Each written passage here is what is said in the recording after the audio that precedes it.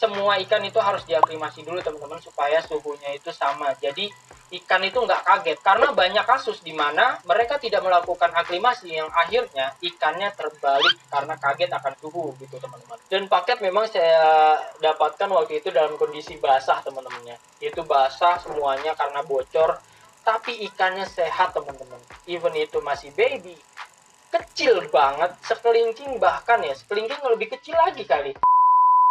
Oke, ikan sudah nyaman, ikan sudah bisa beradaptasi dengan lingkungan, ikan sudah makan, ikan sudah mulai berani dengan kehadiran manusia. Akhirnya saya putuskan untuk melatihnya makan melalui atau saya suapi teman-teman. Jadi hands feeding ya istilahnya ya. Kalau di ikan koi itu wajar ya, seperti kita memberi ikan koi pakan pelet melalui tangan kita langsung dan dia memakannya di tangan kita secara langsung. Nah, ini sama teman-teman, bedanya ini ikan predator. Karena ini masih baby ya, jadi saya beranikan diri. Supaya dia juga berani dengan tangan teman-teman. Jadi mentalnya nggak ngedown. Oh iya, dan ternyata setelah beberapa hari saya pelihara dan saya riset banyak tentang ikan cana jenis tewarti ini. Jadi saya jelasin ya, ikan cana jenis tewarti ini adalah ikan cana yang berasal dari India, yang mana memiliki 3 jenis teman-teman, yaitu Karbialong, Himalayan, dan Arunakal. Dan semua itu adalah kawasan di India teman-teman. Dan ternyata cana ini termasuk yang sulit untuk beradaptasi di lingkungan baru teman-teman. Sebagai seorang pemula memelihara ikan cana, tapi yang paling sulit beradaptasi, bukan yang paling sulit ya, termasuk yang sulit untuk diadaptasikan di lingkungan baru, dan termasuk sulit juga untuk melatih mentalnya supaya berani dengan manusia. Oke, jadi ya karena memang sudah terlanjur memelihara dan saya rasa saya juga sanggup, ikan itu sudah berani dengan hands feeding bersama saya latih dari kecil, dan beruntung juga saya memeliharanya dari kecil ya teman-teman. Jadi saya bisa melatih dia sejak dini supaya nanti besarnya pun dia berani dengan kehadiran manusia atau terbiasa dengan kehadiran manusia. Oke, ikan cana sudah masuk ke dalam tank, sudah dipelihara sekian lama, sudah beberapa hari, 2 minggu setelahnya akhirnya ikan ini cukup besar teman-teman. Jadi saya putuskan selama dia masih di ukuran segini, masih ukuran baby ya, sekitaran tadi kan 3-4 cm itu, sampai besarnya sekitaran 9-10 cm, itu saya putuskan untuk fokus di pembesaran badan dia teman-teman. Jadi pembesaran dulu, belum ke warna, belum ke mental. Jadi saya fokuskan untuk pembesaran badannya dulu. Maka dari itu pakan yang saya gunakan adalah cacing teman-teman, dimana cacing ini mengandung banyak lemak, yang mana dia bagus untuk pembesaran. Sama seperti ikan cupang, cacing sutra, cacing darah, pokoknya cacing itu adalah pakan yang paling bagus untuk pembesaran. Jadi saya gunakan itu, saya putuskan untuk menggunakan itu, dan saya beri pakan setiap hari 1 kali di malam hari atau di sore hari sekitaran jam 5 atau jam 7 malam. Itu rutin teman-teman, nggak boleh di luar jam itu sebenarnya. Mungkin beberapa waktu tidak di jam itu karena memang saya punya kesibukan juga. Akhirnya itu berhasil teman-teman. Solusi itu berhasil. Bentar ya, susah banget ini. Aduh, ribet banget. Nih, biasanya dilompat di suapan pertama ya. Sekarang dia kenyang nih kayaknya. Nah, itu teman-teman. Kayak gitu ngasih makannya teman-teman. Oke. Dan untuk supaya nafsu makannya bagus, saya juga akhirnya setelah minggu kedua itu kan ukurannya sudah mulai besar tuh, ukurannya sudah mulai sekitaran 5-6 cm. Itu saya berikan pakan baby shrimp teman-teman. Jadi saya menggunakan pakan baby shrimp yang biasa digunakan dalam pakan ikan cupang. Itu benar-benar udang yang sangat kecil sekali, karena mulut ikan cana baby ini masih kecil sekali ya teman-teman. Jadi belum bisa untuk pakan udang yang besar gitu teman-teman, atau pakan pelet yang besar. Jadi saya beri pakan udang itu. Dan karena memang dia, soalnya di penjualnya itu waktu itu sellernya tidak mengatakan atau tidak mengklaim dia sudah makan pelet, atau mungkin saya juga yang kurang peka. Jadi saya mulai latih dia untuk makan pelet berupa udang dulu, karena udang ini kan bukan pelet ya, maksudnya bener-bener udang gitu, original udang, real udang yang kemudian dikeringkan dan baunya pun bau amis udang teman-teman. Jadi setelah saya berikan itu, saya campurkan dengan spirulina supaya memang dia nafsu makannya bagus. Saya beri itu sedikit sekali, bener-bener sedikit sekali di pagi hari. Jadi nanti dia kayak, loh kok cuma segini dong, lagi dong, supaya dia kayak gitu teman-teman.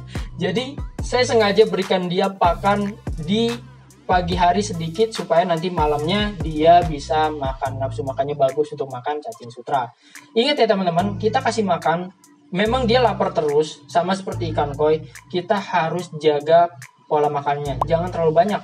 Karena memang kalau misalnya terlalu banyak akan buruk. Nanti dia banyak terkena penyakit seperti penyakit kembung yang pada ikan cupang itu sering banget teman-teman terjadi. Jadi saya putuskan untuk kasih pakan itu pagi dan sore hari, paginya sedikit untuk baby shrimp dan malamnya itu saya berikan pakan cacing sutra. Setelah usia 1 bulan akhirnya besarnya naik 1 cm. Oke.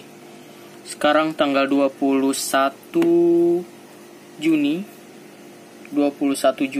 ya. Ini berarti genap 1 bulan sejak saya memelihara ikan ini, merawat ikan ini. Ini sudah mungkin seminggu ya. Beberapa hari setelah ganti background putih dengan Scotland. Ini agak sulit ya karena memang tanknya seperti ini ya, teman-teman. So, sorry banget kalau ini agak sulit videoinnya. Dan ya nggak banget sih kalau untuk videoin. Tapi ini size-nya udah naik nih teman-teman nih. Ini size-nya udah 7 cm. Dari awal beli itu ukuran 3 sampai 4 cm lah. Klaimnya sih 5 cm ya, tapi setelah saya coba ukur itu ternyata 4 cm teman-teman. Dan ini sudah lumayan lah ya, sudah beda ya. Ini maaf ya, ini cuman pakai HP juga kameranya, jadi agak sulit juga nih videonya sebenarnya, jujur aja. Nah, ya at all ini pertumbuhannya bagus dengan ekor yang bagus juga sebenarnya nih, dorsal, ekor, semuanya nggak ada yang kincup ya istilahnya kalau di betta fish. Nah, saya itu pakai aerator dan selang berbentuk siku L itu supaya nanti memberikan efek arus teman-teman. Jadi airnya ini muter di sini. Sebenarnya ikan cana ini adalah ikan yang suka dengan air yang tenang, kondisi air yang tenang. Tapi di sini saya sengaja untuk menggunakan arus supaya pertumbuhan ikannya ini cepat. Karena saya fokusin di usia ini, maksudnya di pertumbuhan ukuran kecil 3-4 cm ini, saya pengen fokus di pembesaran. Makanya di sini saya nggak fokus di warna, nggak fokus di dot ya, pola dan segala macam.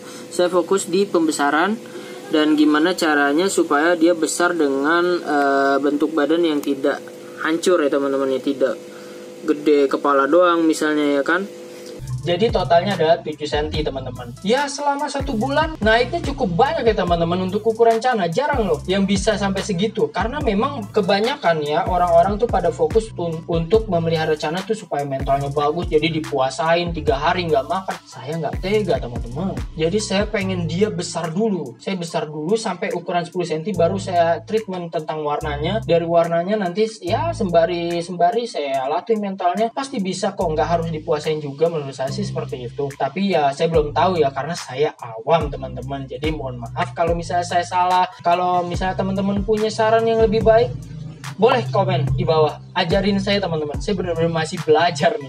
Mohon maaf teman-teman. Dan kemudian di usia 1 bulan pembelian itu besarnya 7 cm dan dari situ saya mulai ganti background teman-teman. Jadi ya bisa dilihat deh. Jadi saya ganti background putih dan dengan pasir hitam. Kenapa saya gunakan seperti itu? Supaya nanti dia warnanya juga ningkat. Loh, tadi katanya fokus hanya ke besarnya saja, kenapa harus ke warnanya juga? Karena ini masih usia pertumbuhan. Tidak salahnya untuk mentreatmentnya lewat warna, tapi secara tidak langsung, yaitu dari lingkungannya. Supaya dia tidak kaget, kita rawatlah dia dari kecil teman-teman. Jadi setelah dipelihara dengan background putih dan pasir malang hitam, ternyata benar-benar berpengaruh terhadap warnanya teman-teman. Dia warnanya mulai gelap dan dotnya juga mulai agak sedikit kelihatan dan ada rim biru ya. Jadi besarnya itu kalian bisa lihat ya, Chana Stewarti, kalian searching aja di YouTube atau Google atau Instagram terserah. Stewarti yang sudah besar itu jadinya seperti itu teman-teman, dan yang kecilnya yang seperti saya pelihara ini. Dan bagaimana supaya seperti itu jadi seperti itu, maka saya gunakan teknik yang namanya secara tidak langsung, yaitu mengganti background dan mengganti substratnya menjadi hitam. Jadi mengganti lingkungannya supaya dia mempengaruhi secara tidak langsung warnanya untuk berkembang. Sama seperti ikan cupang teman-teman. Ikan cupang kalau ditaruh di tempat yang gelap warnanya akan terang, tapi kalau ditaruh di tempat yang terang warnanya akan pudar. Kalau ikan koi itu bergantung pada TDS-nya. TDS rendah bergantung terhadap warna ini, dan TDS tinggi tergantung pada warna ini.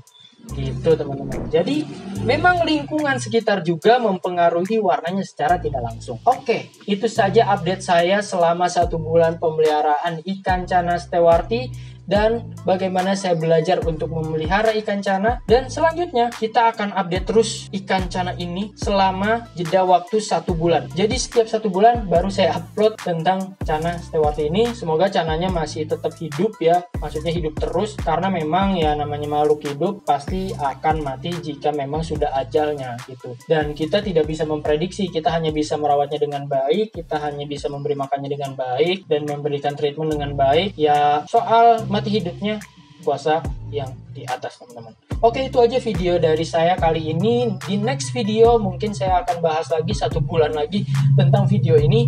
Ya, next video mungkin bukan video tentang Chana ini ya teman-teman. Jadi ya mohon maaf, dan mohon maaf kalau misalnya saya banyak salah atau saya salah penyampaian tentang ikan Chana ini, salah pengertian tentang Chana ini, karena sekali lagi ini pertama kalinya saya memelihara ikan Chana dan saya benar-benar awam dan tidak tahu menahu tentang ikan Chana.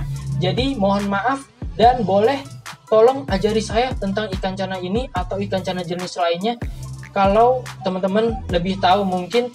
Jadi supaya kita sama-sama belajar teman-teman. Oke, thank you sudah nonton video ini. Sampai jumpa di video selanjutnya insya Allah. Assalamualaikum warahmatullahi wabarakatuh.